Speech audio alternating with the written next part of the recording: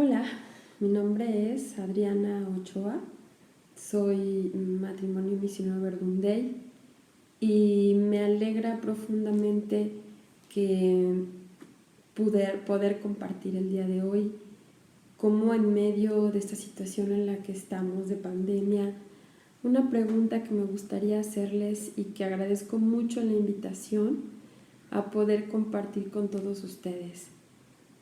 ¿Cuál es la pregunta que nos hacemos muchos de nosotros ante esta pandemia que nos está cambiando la vida, nos está cambiando la manera de vernos, la manera de relacionarnos, la manera de estudiar, la manera de reunirnos como familia?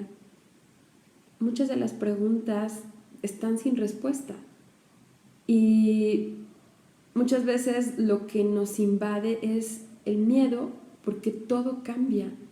El miedo ante cómo vamos a estar ahora económicamente hablando en nuestro país, el miedo a perder a las personas que amamos, el miedo a quedar infectados por el COVID, el miedo a salir de casa, el miedo a relacionarnos, el miedo a abrazarnos, el miedo a ver a las personas. El miedo va acaparando el corazón, la mente, las fuerzas. El miedo también es como un muro que poco a poco nos va encapsulando hasta que nos deja sin podernos mover. El miedo llega a ser como una muralla en la que nos encerramos. Y Jesús, que conoce nuestro corazón y nos hace esa pregunta: ¿por qué tienen miedo? ¿Qué es aquello a lo que temes? Incluso el ángel en Lucas 1, cuando se le aparece a María, le dice: María, no tengas miedo. Y sabemos que las escrituras están llenas de frases de no tengas miedo. Dios le dice no tengas miedo a los profetas en el Antiguo Testamento. El ángel le dice a María: no tengas miedo porque vas a ser la madre de Dios a pesar de que eres joven, a pesar de que no sabes muy bien cómo hacerlo. No tengas miedo. Jesús a sus discípulos, cuando les dice que los llama a seguirle, también les dice: no tengan miedo. Y cuando en Emaús encontramos ahí a esos discípulos temerosos que ya van de regreso a casa, Jesús nuevamente les dice: ¿y por qué tienen miedo?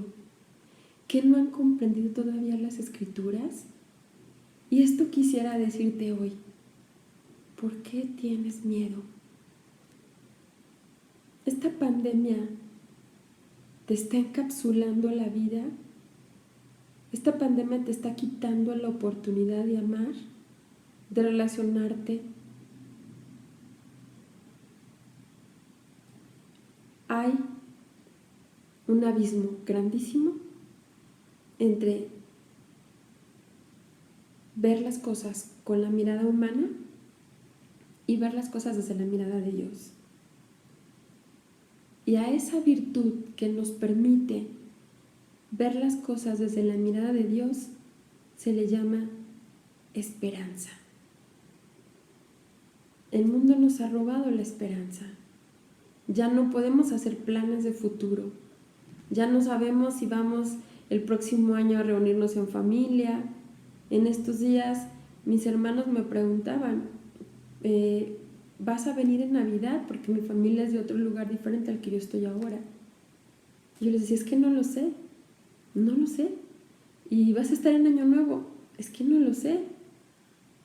Es decir, el futuro no lo podemos planear, pero nada nos impide mirar las cosas con la mirada de Dios. Y a esa virtud se le llama esperanza. Tenemos 3 virtudes teologales: la fe, que significa confiar, que significa el abandono en las manos de Dios; la esperanza, que significa mirar la realidad con la mirada de Dios, ver el presente y el futuro con la mirada de Dios; y la caridad, que es el nombre de Dios. Dios es amor. Y es la caridad la que nos permite amarnos los unos a los otros como Dios nos ama. Pero sin esperanza, el miedo nos acapara. ¿Cuál es el antídoto en contra del miedo? La esperanza. El miedo y la esperanza son dos cosas opuestas. El miedo nos paraliza, la esperanza nos levanta. El miedo nos encierra, la esperanza nos saca de nosotros mismos. El miedo nos hace ver a todos como enemigos y todo lo que está mal, la economía, la política, los demás, tantas personas que a nuestro alrededor vemos cómo lamentablemente estamos en un momento de crisis. Es verdad, estamos en un momento de crisis, pero tú decides si ves esto desde el miedo que paraliza o desde la esperanza que nos hace ver la posibilidad, que nos hace ver que puede haber después de esto. Me gustaría expresar también unas palabras del Papa Francisco que nos ha dado en esta encíclica tan bella que acaba de salir. Es Todos hermanos, ¿verdad? Tutti fratelli, fratelli tutti. Y hay un número, en el número 54, en el que el Papa nos invita a no perder la esperanza. Nos dice: a pesar de las sombras densas que no conviene ignorar, quiero hacerme eco de tantos caminos de esperanza, porque Dios sigue derramando en la humanidad semillas de bien. La reciente pandemia nos permitió rescatar y valorizar a tantos compañeros y compañeras de viaje. En el miedo reaccionaron donando la propia vida. Fuimos capaces de reconocer cómo nuestras vidas están tejidas y sostenidas por personas comunes que escribieron los acontecimientos decisivos de nuestra historia. ¿Cuántos de nosotros no vimos lo heroico de médicos, de enfermeros, de enfermeras, empleados de supermercados, personal de limpieza, cuidadores, transportistas, de religiosas que salieron a las calles también, que son pastoral de la salud y no les importaba si se contagiaban de COVID? ¿Cuántos médicos murieron, han muerto contagiados de COVID? ¿Cuántos jóvenes se tomaron la valentía de salir a las calles, de buscar a las personas en las calles también y explicarles cómo deberían cuidarse ante el COVID? Todos estos son signos de esperanza, signos que nos hacen ver personas capaces de mirar la realidad desde otra óptica. Y en el número 55 dice: invito a la esperanza, que nos habla de una realidad que está enraizada en lo profundo del ser humano, independientemente de las circunstancias concretas y los condicionamientos históricos. Nos habla de una sed, de una aspiración, de un anhelo. La esperanza es audaz. Por favor, detengámonos en esta frase. Es por eso que es lo contrario al miedo. El miedo me paraliza y me hace solamente verme a mí, mis necesidades, lo que no puedo hacer.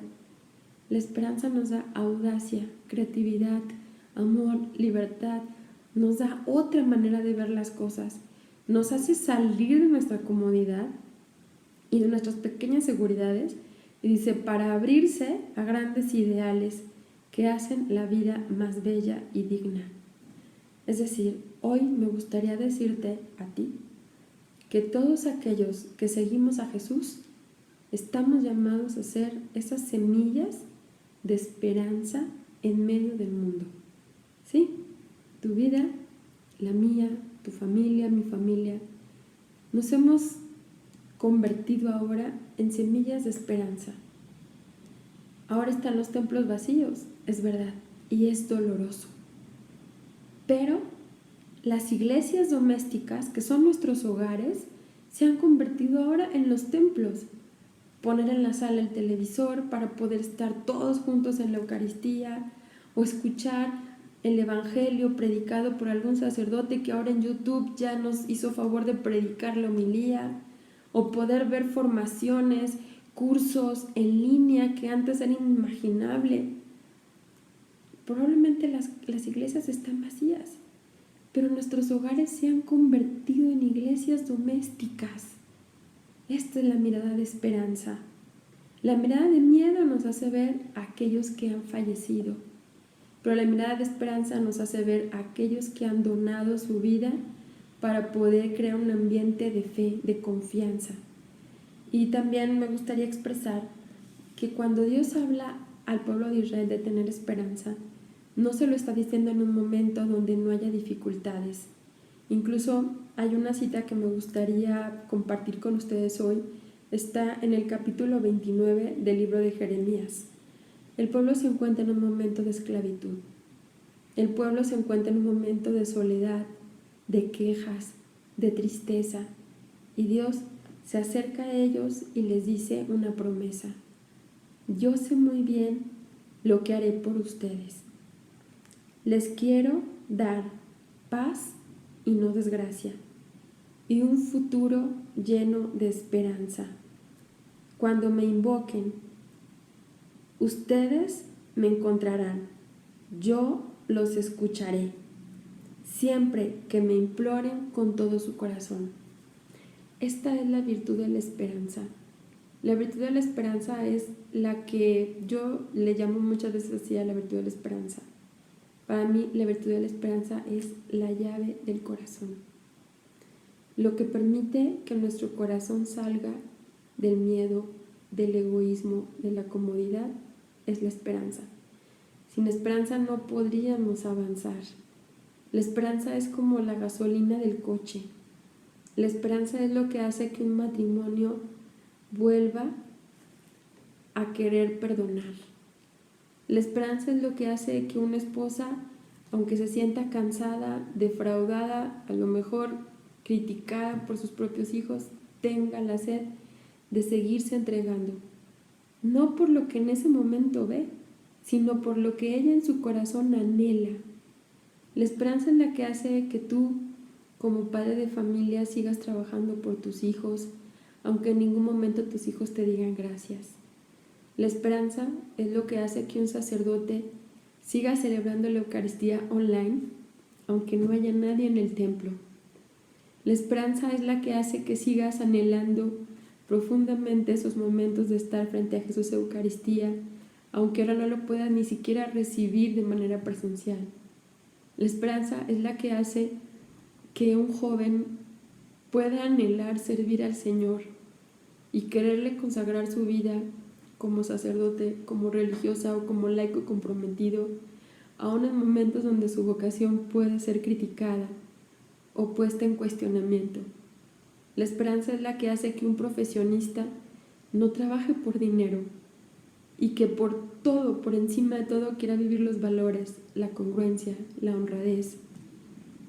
La esperanza es la que hace que cada día una abuelita, aún en medio del dolor que experimenta, cuando llegan sus nietos, puede abrazarles con alegría, con amor, prepararles el desayuno, aunque se sienta muy cansada. La esperanza es la que hace que nosotros ahora estemos aquí, encontrándonos en estos medios digitales en los que hace algunos meses muchos de nosotros ni siquiera sabíamos cómo usar, o cómo encender una cámara, o cómo entrar en Facebook. Es la esperanza la que te ha llevado a abrir a lo mejor tu cuenta de Zoom, que antes no sabíamos cómo usar, o un Facebook, pero ahora es la esperanza la que nos mueve a creer que esto no nos puede detener. Es la esperanza la que hace que unos novios quieran casarse por el sacramento del matrimonio. Es la esperanza la que hace que un papa, un 27 de marzo, dé un discurso en una plaza San Pedro vacía. Allí en esa plaza no había nadie, solo cámaras de televisión y el Papa. Y en medio de eso el Papa nos dijo, estamos todos en la misma barca. La esperanza es la que hace que estemos en la misma barca y no queramos dejarla.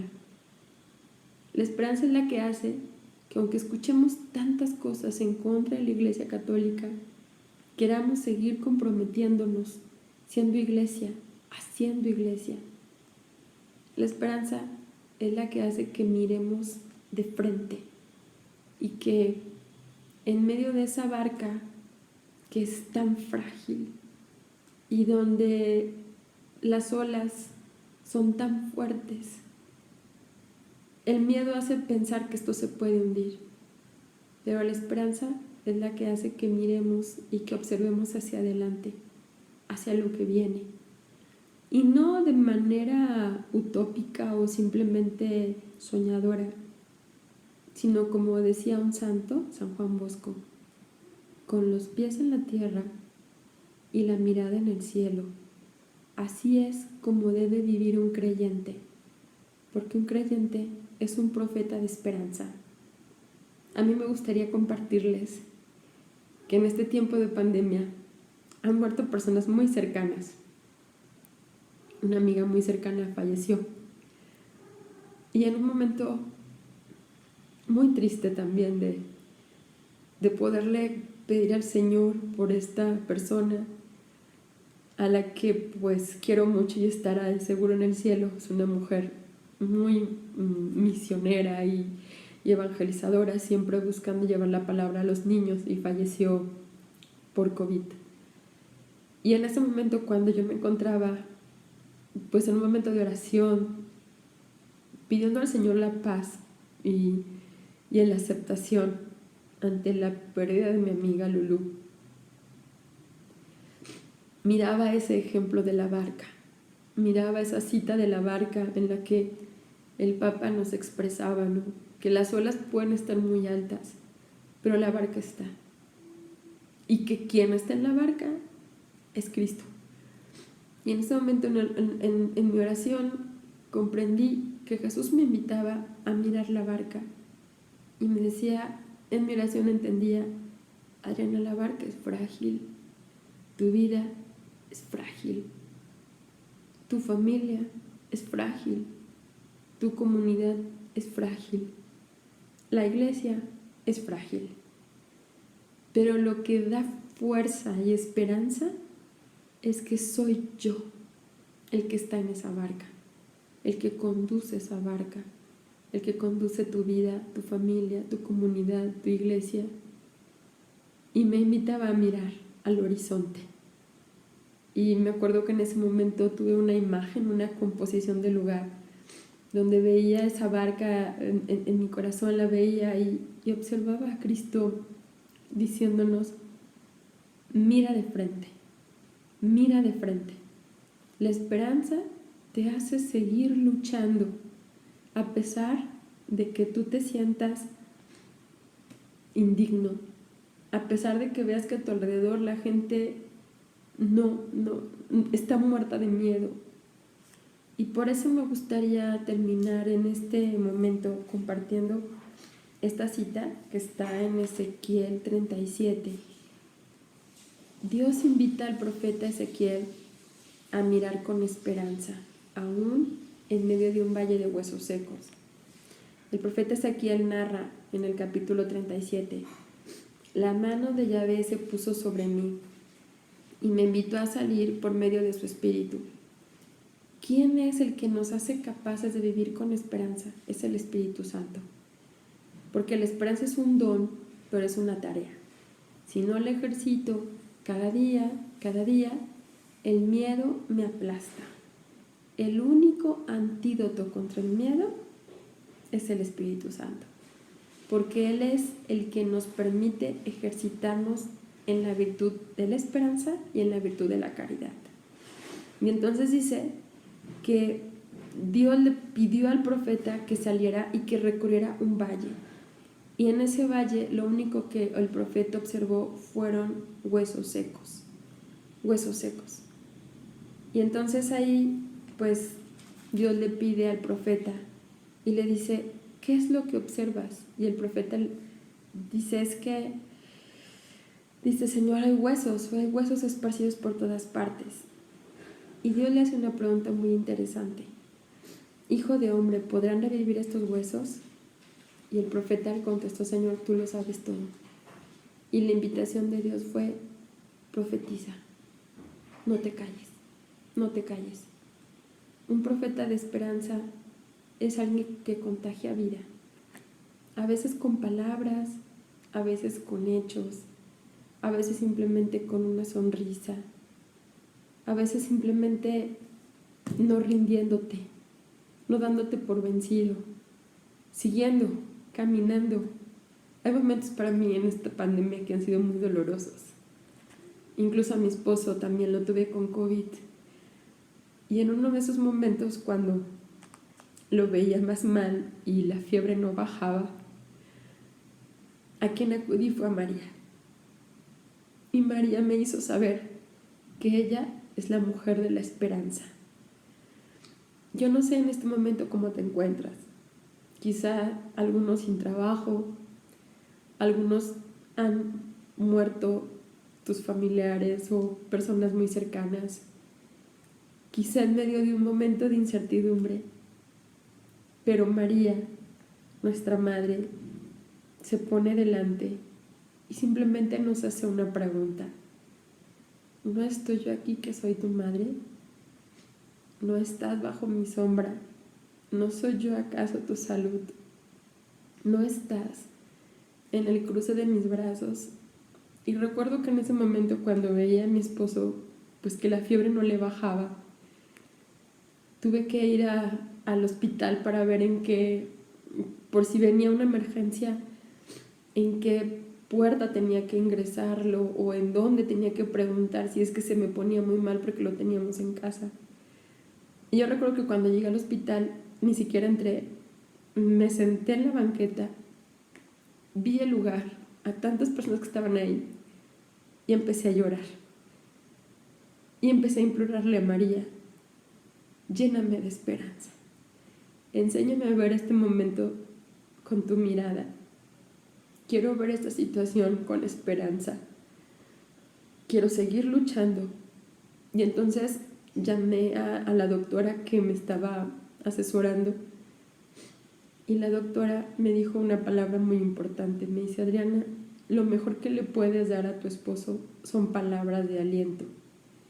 Que no te vea triste, que no te vea llorando, porque tú le contagias esperanza o le contagias desesperanza y muerte. Experimenté que a través de esas palabras era María la que me lo decía.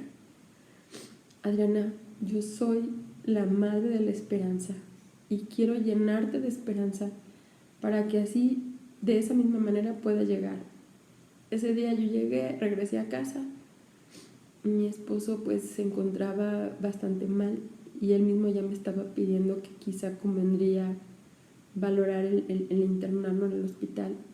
Y en ese momento las palabras de María me llenaron de esperanza y yo llegué, le dije, no, ánimo, vamos a salir, vas a ver, te vas a poner mejor. Y todo mi llanto, pues simplemente se lo expresé a María, todo mi dolor se lo expresé solo a ella. Pero ella me llenó el corazón de esperanza.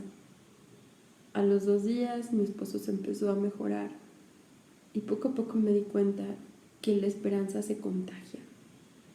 Así como el miedo se contagia, la esperanza se contagia. Y entonces desde ese momento tomé una opción. Quiero contagiar esperanza. A cualquier persona con la que hablo por teléfono, mi propósito es quiero contagiar esperanza. A mis hijos, a mi madre, a mis hermanos de comunidad, a mis alumnos. Quiero contagiar esperanza, porque la esperanza es lo que nos va a hacer fuertes. La esperanza nos va a dar la fortaleza para salir de esta situación. La esperanza nos va a permitir mirar que podemos hacer algo más que quejarnos. Y desde aquí, poderte decir que aún en medio de la situación más dura o más dolorosa que nos encontremos, es nuestra madre, la mujer de la esperanza, que nos invita a mirar de frente. que nos invita a saber que la esperanza es aquello que cuando el hombre y la mujer se abre a recibirla, le transforma por completo y saca desde dentro el miedo y nos convertimos en donadores de esperanza para todos aquellos que están a tu alrededor. Por eso, pues en este momento, simplemente como seguidores de Jesús, como hijos de una madre que nos llena de esperanza, estemos en nuestros lugares. Tu casa es una iglesia doméstica, la parroquia es un lugar de esperanza. ¿Qué viene? ¿Qué va a seguir para nuestra iglesia? No lo sabemos. Pero, ¿a qué nos aferramos? ¿A lo que va a pasar? ¿O nos aferramos a la mirada de Dios? Y me gustaría concluir con un ejemplo. Hace muchos años conocí a una mujer, de hecho la conocí en Filipinas. Ella había perdido a 2 de sus hijos en medio de una catástrofe muy fuerte que quizá algunos de ustedes escucharon cuando pasó el tifón Yolanda en Filipinas. Yo me encontraba allá con toda mi familia, mi esposo, mis hijos, como familia misionera nos fuimos para allá. Y conocí a una mujer que en ese tifón perdió a 2 de sus hijos.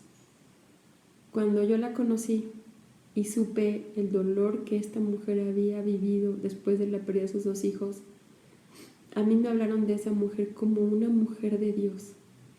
Yo es que no podía entender su cara, siempre mantenía una sonrisa. Y todo el mundo le decía Mamá Rosa.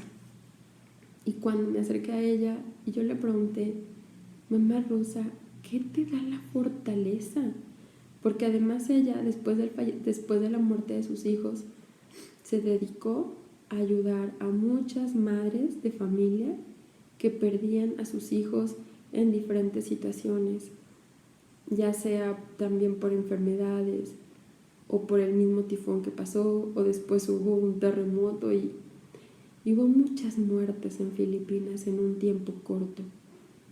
Y Mamá Rosa se dedicaba a dar palabras de esperanza, palabras de aliento.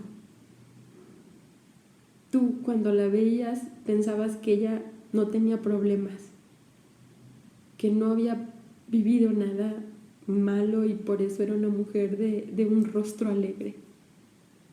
Cuando yo me acerqué a ella le dije, Mamá Rosa, dime cuál es tu secreto para vivir con esta fortaleza, para saber que aún en la pérdida de tus hijos tú puedes seguir dando vida, para que eso no te haya quitado la alegría.